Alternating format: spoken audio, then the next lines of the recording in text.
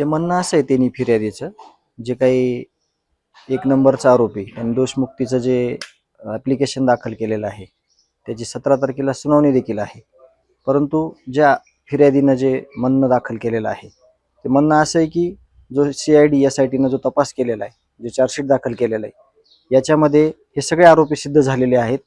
खंडणी ते खून हे सगळं प्रकरण एकत्रित आहे आणि या खंडणीतूनच खून झालेला आहे. आणि असंच त्यांचं म्हणणं आहे की जो तपास झालेला आहे त्या तपासामध्ये हे जे आरोपी आहेत ह्या आरोपींना कठोरातली कठोर शिक्षा झाली पाहिजे. तेच मत जे फिर्यादी आहेत ज्यांनी म्हणणं दिलंय त्यांचं देखील आहे, देशमुख कुटुंबियाचं देखील आहे आणि सगळ्या लोकांचं आहे. आणि एक विश्वास व्यक्त करतो की यांना फाशीची शिक्षा होणार, याच्यातून कुणी सुटलं जाणार नाही.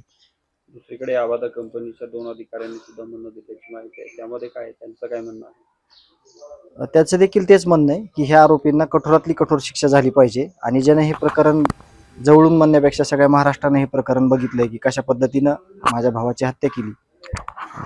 ज्यांनी ह्या गोष्टीला म्हणजे जाणलाय तो कुठलाही माणूस जरी काही मागणं मागायचं असेल तर ह्या आरोपींना फाशीची शिक्षा एवढंच मागणं मागेल. आणि आमच्या सगळ्यांचं तेच मागणं आहे आणि ते 100% त्यांना शिक्षेपर्यंत नेईल आणि ते त्यांना शिक्षा होईल असं आमचं मत आहे.